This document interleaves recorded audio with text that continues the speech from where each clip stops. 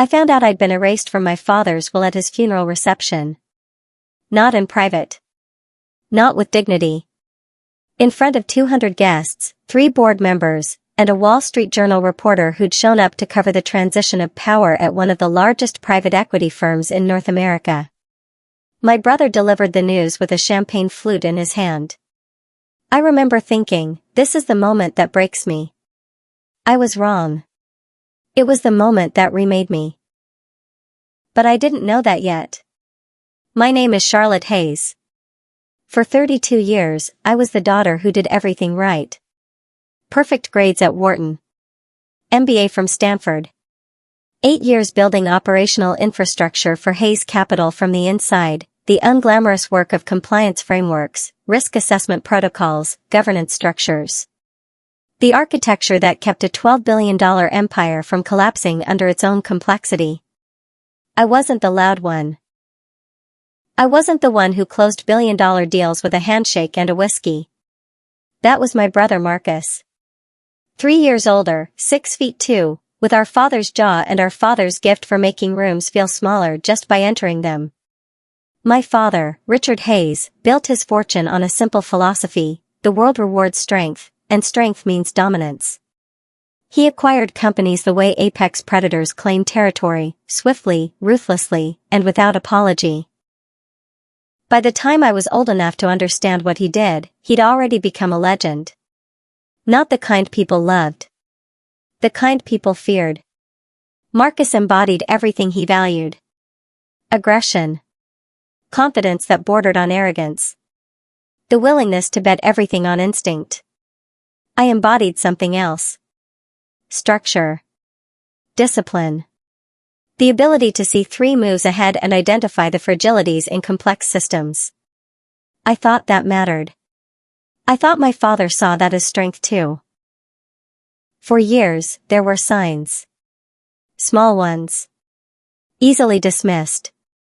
The way he'd introduce Marcus as my successor at company events while I stood 3 feet away. The board meetings where my carefully researched presentations were acknowledged with a nod before he'd ask Marcus what he thought.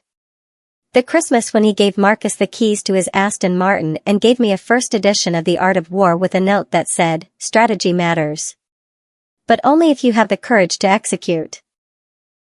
I told myself it was generational. That he was from a different era. That respect would come with time. I was disciplined. I was patient. I believed competence would be recognized. And then he died. Heart attack on the tennis court at his compound in Martha's Vineyard. Sudden. No warning. He was 68 and had the cardiovascular system of a man who'd never met a steak he didn't love. The funeral was massive. Tech CEOs. Senators. 3 former cabinet members. The sanctuary at St. Thomas Church was packed with people who'd either made fortunes alongside him or lost them trying to compete with him. I delivered the eulogy. Marcus was too emotional, he said. Too raw. I spoke about legacy. About vision. About the principles of building institutions that outlast individuals. People told me afterward it was beautiful. That I had his intellect. His clarity. I thought maybe, finally, I'd earned my place. The reception was at the plaza. Open bar, oysters, a string quartet playing Brahms. Old money performatively mourning one of their own. I was standing near the windows overlooking Central Park when Marcus found me. He had that look. The one he got before he delivered bad news to portfolio company CEOs right before we restructured them out of their own businesses. Charlotte. He set his champagne down on a nearby table. We need to talk about the transition. I felt my chest tighten. The lawyer said we'd meet next week. Yeah, well. He glanced around, making sure we had witnesses. That should have been my first clue. I talked to them this morning. Wanted to get clarity before the board meeting Monday. And? He looked at me with something that might have been pity if it hadn't been wrapped in satisfaction. Dad left Hayes Capital to me. The estate, the board seat, operational control, everything. There's a trust fund for you. It's generous. You'll be comfortable. The words didn't land immediately. They hovered in the air like something I could examine from a distance. Everything? My voice sounded strange. Too calm. He made the decision 2 years ago. Updated the will after the Tesoro acquisition. You remember that, right? When you advised against the leverage structure and turned out to be wrong? I remembered. We'd borrowed heavily to acquire Tesoro Industries. It was risky.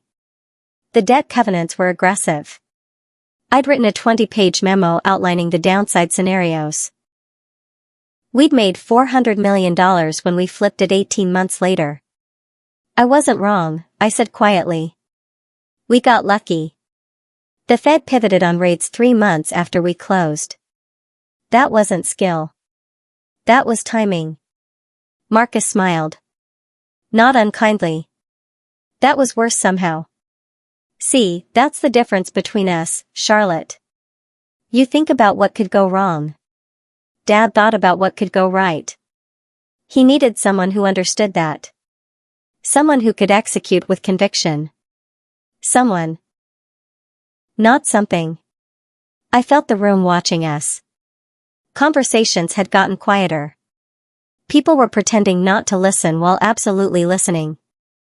There's a position for you, Marcus continued. Senior VP of Strategic Oversight. Good title. You'd still be involved. You'd report to me, obviously, but... No. The word came out harder than I intended. Marcus's expression flickered. Charlotte. I need air. I walked out before he could respond. Before anyone could see my hands shaking. Before the reporter from the Journal could ask me for a quote about the transition of leadership at one of America's most influential private equity firms.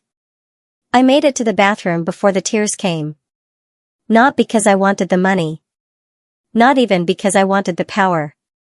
Because I'd spent 32 years trying to be enough.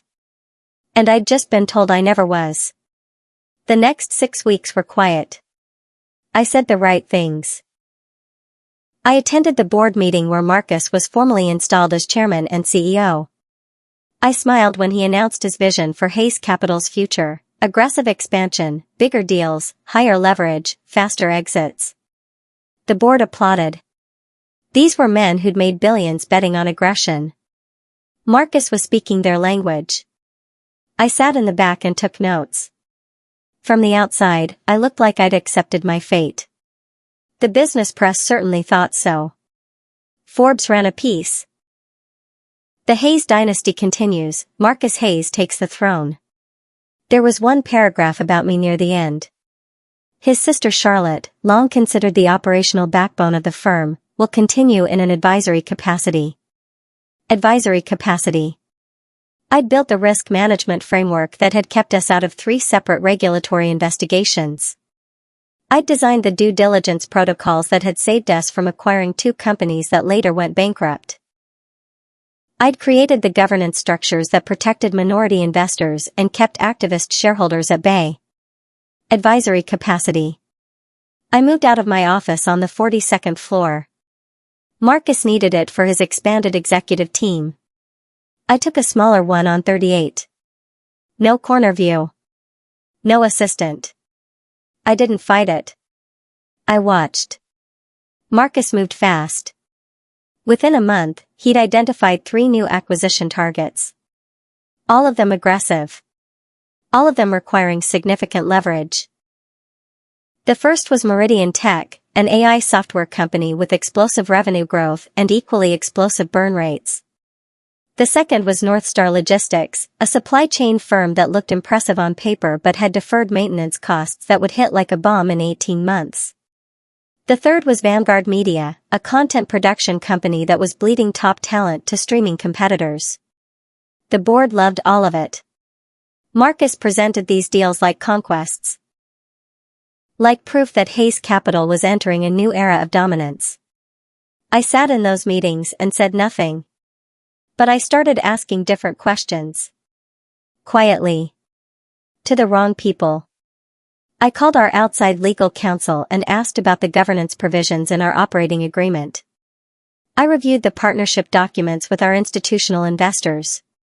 I pulled every board resolution from the past 10 years and read them in chronological order. I wasn't looking for a weapon. I was looking for understanding. And then, in a routine quarterly review, I found the first crack. It was buried in the debt structure for the Meridian Tech deal. Marcus had used a synthetic leverage instrument, technically legal, technically brilliant, and technically a time bomb. The way it worked was elegant. Instead of traditional bank loans, he'd partnered with a credit fund that used total return swaps to simulate leverage without triggering our debt covenants. On paper, Hayes Capital looked appropriately capitalized. In reality, we were exposed to margin calls if Meridian's stock price dropped more than 15%. It was the kind of move my father would have applauded. Clever. Aggressive. Just on the right side of the rules. It was also exactly the kind of structural risk I'd been hired to prevent. I didn't say anything. Not yet. I documented it. Filed it in my quarterly compliance report. Let it sit in the record like a seed waiting for the right conditions. And waited. 3 months after the funeral, Marcus made his first direct move against me. He tried to erase me. Not from the company. From the narrative. Forbes was doing a cover story on the new generation of private equity titans. Marcus was one of 4 profiled. The writer had reached out to me for background. They wanted the family angle, the inside story of growing up Hayes. I gave a measured, professional interview. I talked about our father's vision. About the importance of institutional discipline. About how the next generation of leadership would need to balance aggression with structural integrity. When the story ran, my quotes weren't in it. Instead, there was a sidebar titled The Quiet Exit of Charlotte Hayes. It detailed my diminished role. It quoted anonymous sources, Marcus's new executive team, obviously. Suggesting I'd struggled to adapt to the firm's evolution and that my risk-averse approach had become a liability in fast-moving markets. The kicker was a quote from Marcus himself, "Charlotte is brilliant, but she's more comfortable building guardrails than breaking barriers." That worked for a different era. This era requires different instincts. It wasn't just dismissive. It was designed to humiliate. The worst part came 3 days later when I got an email from a reporter at Bloomberg. Subject line, confirming details for story. Inside was a draft article about my departure from Hayes Capital's leadership. It cited confidential medical records indicating I'd sought treatment for anxiety and depression during my father's final year. It suggested I'd been emotionally unstable during key acquisition decisions and that the board had quietly sidelined me for the good of the firm. Someone had leaked my therapy records. The only people who had access to that information were the HR department and the executive leadership team. Marcus. I sat in my apartment and stared at that email for 2 hours. This wasn't business. This was personal. This was designed to destroy not just my career but my reputation. My credibility. My ability to ever work in this industry again. I thought about responding. About calling lawyers. About fighting back publicly. Instead, I called my therapist. "He's trying to break you, Dr." Morrison said.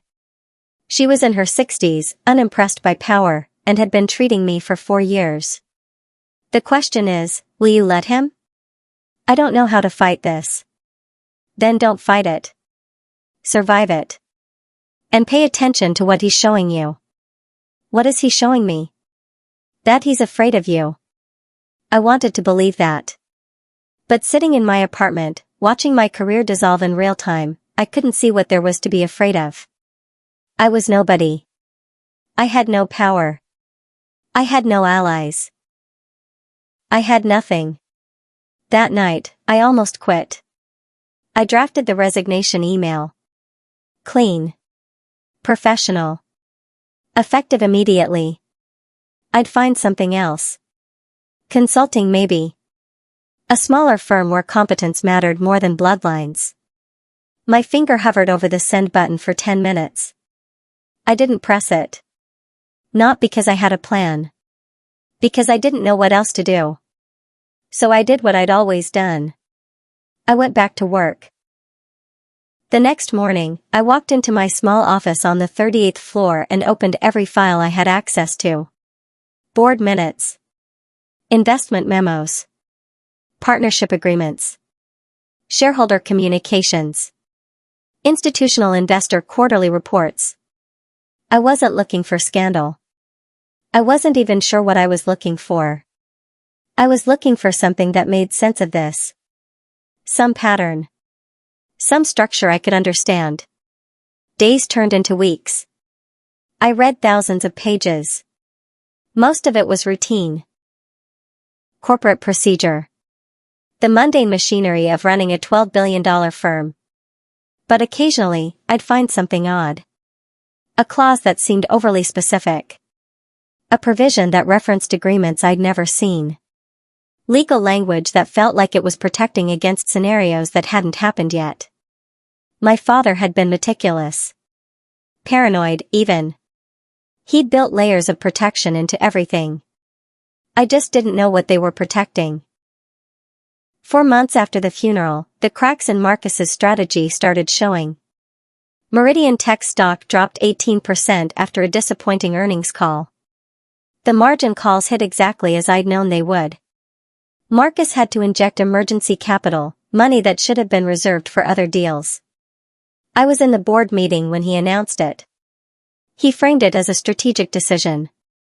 A show of confidence in Meridian's long-term prospects.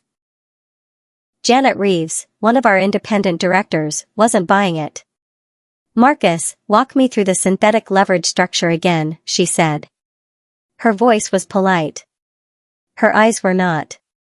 "Because from where I'm sitting, this looks like we're bailing out a margin call, not making a strategic investment." Marcus's jaw tightened. "The structure is sound. We disclosed it in the investment memo." Page 47, footnote 12, I said quietly. Every head in the room turned to me. I'd barely spoken in these meetings for months. Marcus's eyes locked on mine. There was a warning there. A reminder that he could still hurt me more. "Thank you, Charlotte," he said smoothly. As my sister notes, this was fully disclosed. If the board had concerns at the time. The board didn't see it, Janet interrupted. Because who reads footnote 12 on page 47 of a 60-page technical document? That's not disclosure, Marcus. That's obfuscation. The room temperature dropped 10 degrees. "I resent that characterization," Marcus said. His voice had an edge now. "Everything I've done has been in service of this firm's growth. If you're suggesting..." "I'm not suggesting anything," Janet said. "I'm stating a fact. We have exposure we didn't fully understand. Now we're injecting capital to cover it. That's concerning." Marcus looked at her like he was deciding whether to fight or pivot. He pivoted.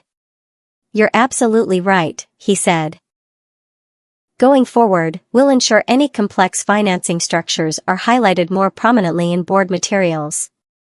Charlotte, maybe you could help design a new disclosure protocol?" He smiled at me. That same smile from the funeral reception. The one that looked like generosity but felt like a knife. "Of course," I said. The meeting ended. Marcus had survived. But something had shifted. Janet Reeves had drawn a line. And she'd looked to me to provide the technical details. That terrified me. Because now I was visible. And visible meant vulnerable. That night, Marcus called me.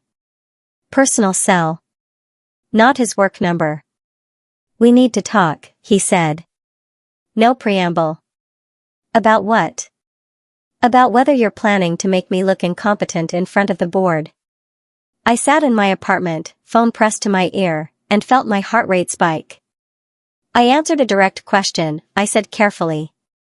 Janet asked. Janet asked because you filed that compliance report 3 months ago flagging the leverage structure. You put it in the record. You created the trail. And now you're feeding her ammunition. He wasn't wrong. I filed a standard compliance report, I said. It's my job. Your job is to support this firm. Not undermine me. I'm trying to. You're trying to prove something. His voice was quiet now. Dangerous. You think you should be in my seat. You think Dad made a mistake. So you're building a case. Documenting everything. Waiting for me to fail. The accuracy of it stole my breath. Marcus. Let me be very clear, Charlotte. If you keep doing this, I will make your life impossible. Not just at Hayes Capital. In this entire industry. You'll never work at a reputable firm again. Do you understand me? I understood. I understood that he was terrified. That he'd realized what I was doing before I'd fully realized it myself. I understand, I said. Good. He hung up. I sat in the dark and thought, maybe I should stop. Maybe survival means knowing when you're beaten.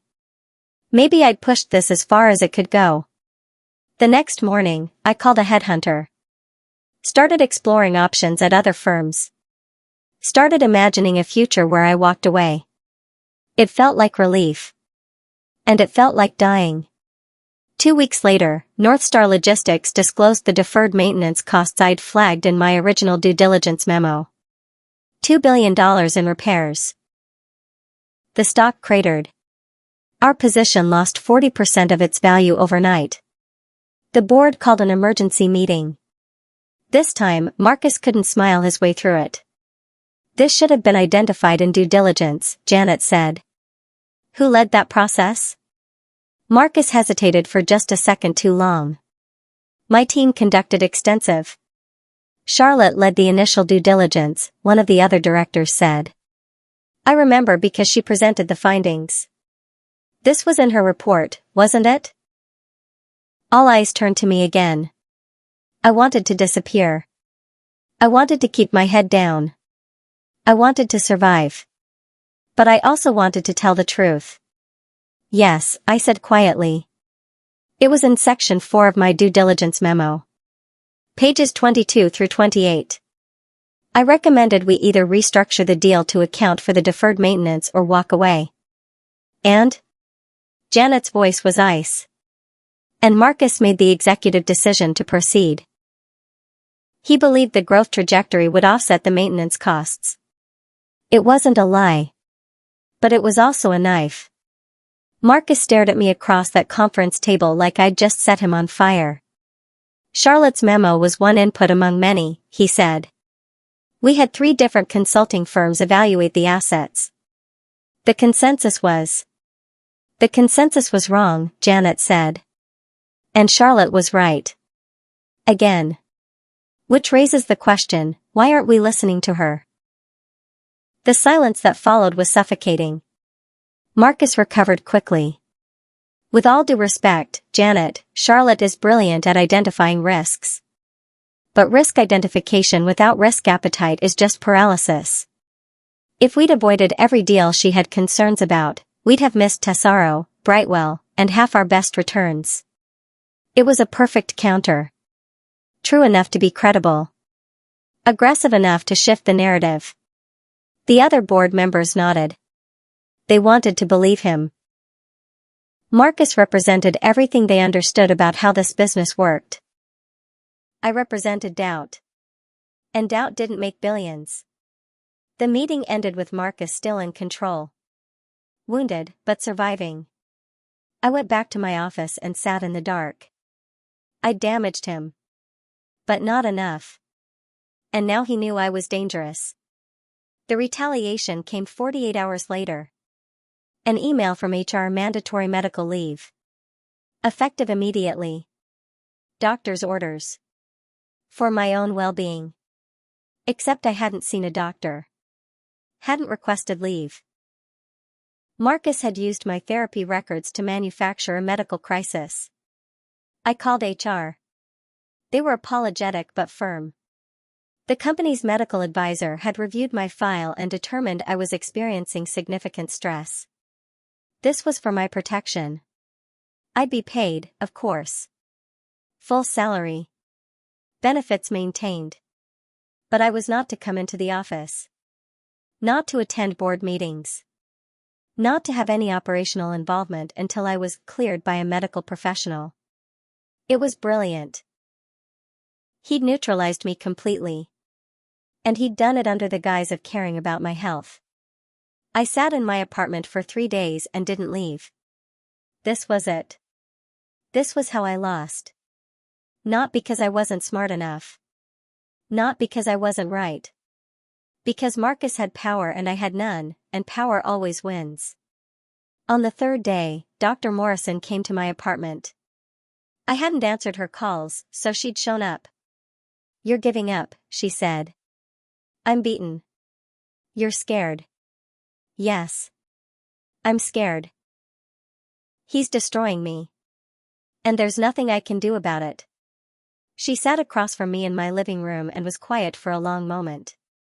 "What are you afraid of?" she finally asked. "Losing." "No. You've already lost. Your father chose Marcus.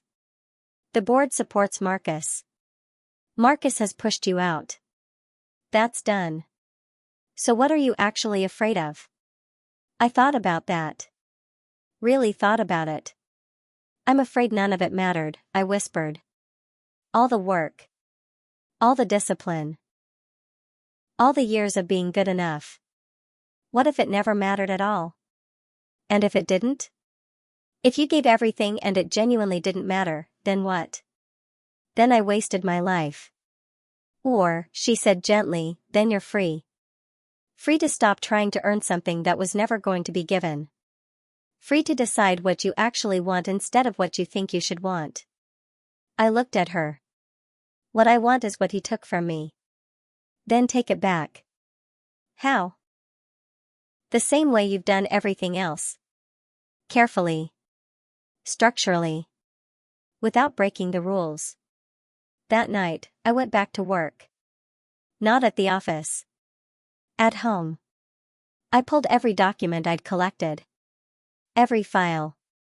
Every board resolution and partnership agreement and corporate amendment. I stopped looking for smoking guns. I stopped looking for scandals. I started looking for architecture. My father had built this company over 40 years. He'd survived hostile takeovers, activist investors, regulatory challenges, and 3 recessions. He didn't survive because he was the strongest person in every room.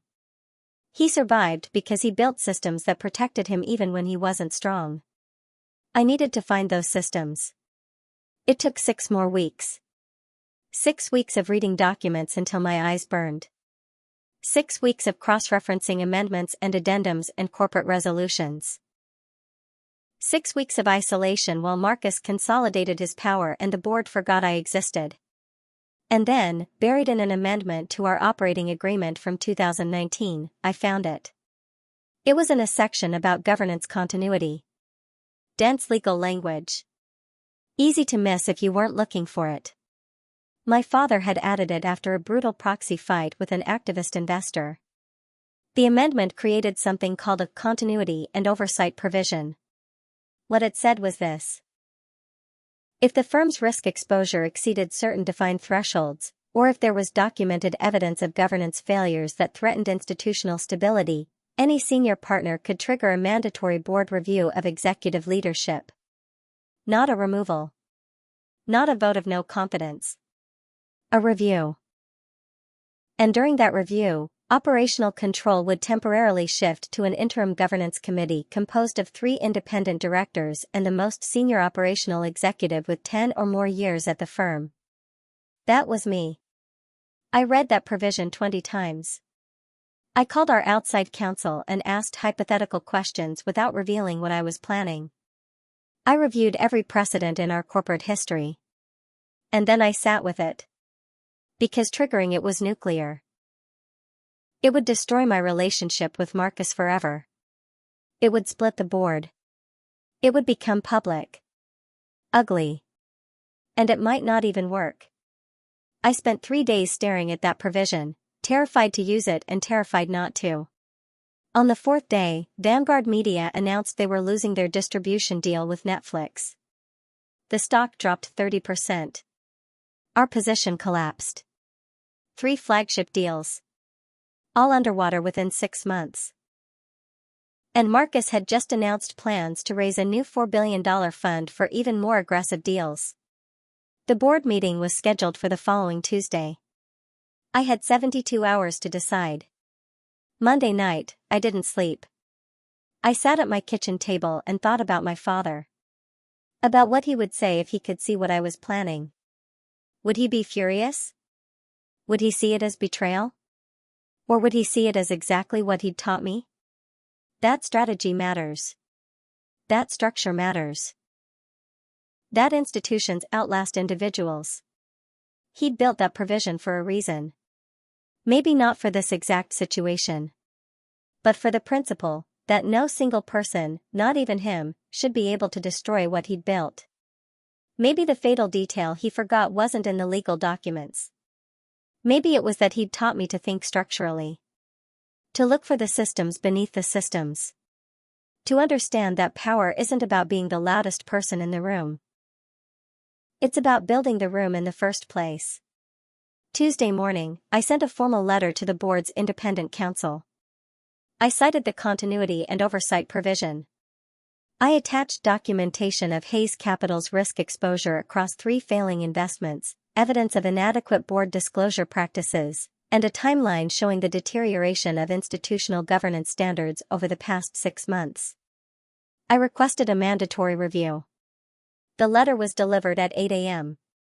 By 8:30, my phone was exploding. By 9 o'clock, Marcus was calling me personally. I let it go to voicemail.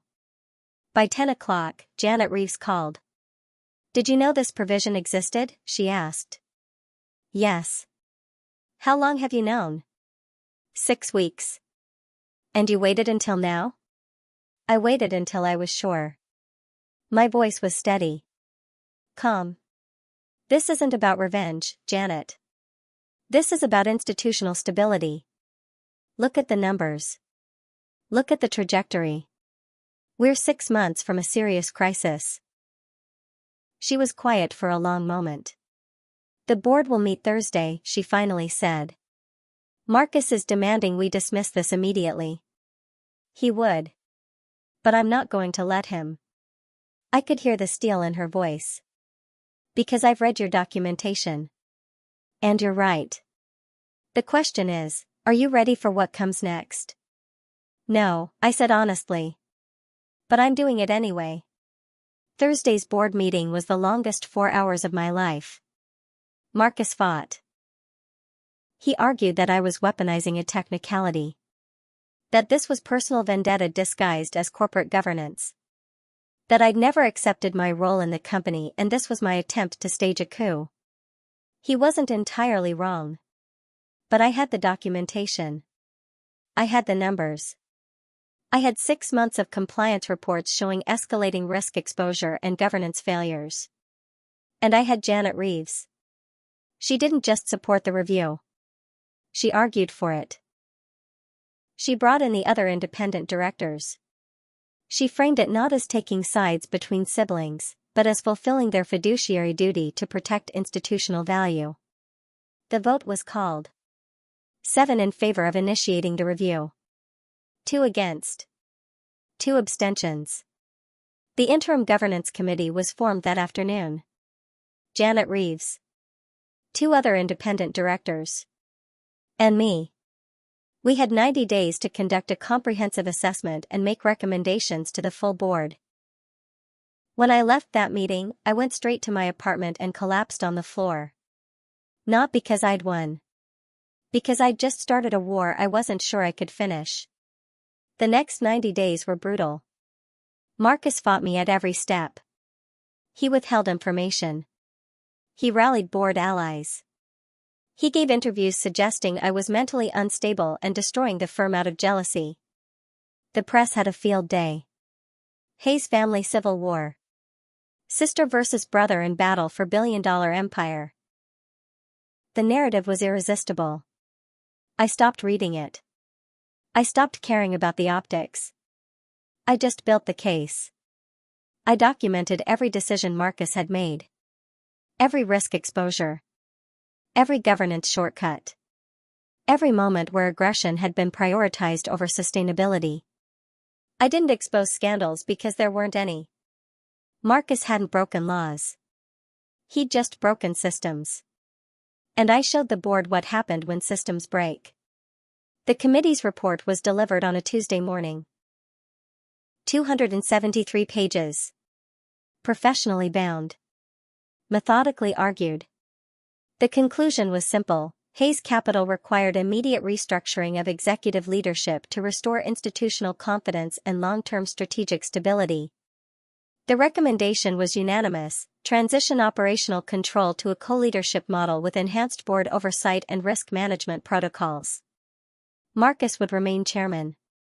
Board seat. Equity stake. Public role. But I would become CEO. The final vote happened that afternoon. It wasn't even close. 9 in favor. 2 against. I became CEO of Hayes Capital at 3:47 p.m. on a Tuesday in October. 7 months after my father's funeral. 7 months after Marcus told me I'd never be enough. The press release went out exactly at market close. My phone exploded immediately. I ignored it. I had one thing left to do. I walked to Marcus's office.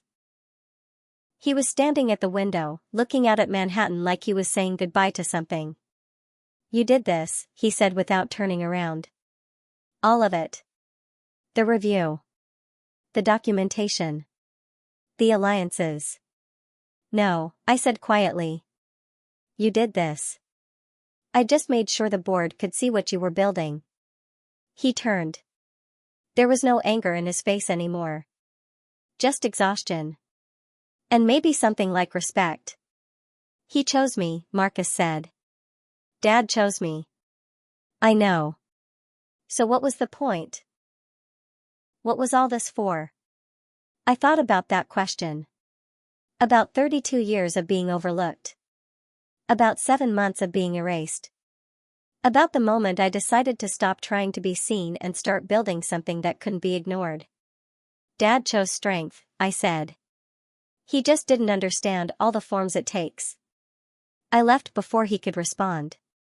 The next morning, I stood in front of a room full of reporters at Hayes Capital headquarters. First press conference as CEO. Someone asked if this was a hostile takeover. Someone asked if I'd planned this from the beginning. Someone asked if I'd forgiven my brother. I didn't answer any of them directly. Instead, I said, my father built this firm on the principle that strength wins. He was right. But strength isn't just about how hard you can hit. It's about how long you can stand. It's about building institutions that don't just survive individuals, they outlast them. That's what Hayes Capital is going to do. Not despite our past. Because of it. The Wall Street Journal ran it as a pull quote above a photo of me at that podium. I looked nothing like my father. But in that moment, I looked exactly like what he'd spent 40 years building. Just not in the shape he expected. 3 months later, Marcus resigned from the board. Not because I forced him. Because he couldn't reconcile being the son who inherited everything with being the brother who lost it to patience, structure, and time. He started his own firm. Smaller. More aggressive. Everything our father would have loved. I sent him a book as a going-away gift. The Art of War. First edition. The same one Dad gave me. My note said, strategy matters. Especially when you're building something meant to last. He never responded. I didn't expect him to. Hayes Capital is different now. We still make aggressive deals. We still chase returns. But we do it with infrastructure. With governance. with the understanding that sustainable power isn't built on dominance. It's built on systems that don't need any single person to be the strongest in the room. I think about my father sometimes. About what he would say if he knew what I'd done. Part of me thinks he'd be furious. Part of me thinks he knew exactly what he was doing when he cut me out of that will. Maybe the fatal detail he forgot wasn't something in the legal documents. Maybe it was me. Maybe he'd spent so long looking for someone who could win that he forgot to notice the person who was learning how to build something that couldn't lose. I was never the heir he wanted. But I became the leader he needed. And in the end, that's a kind of inheritance he couldn't write out of any will. The empire is mine now. Not because I took it. Because I was the only one who understood how to hold it.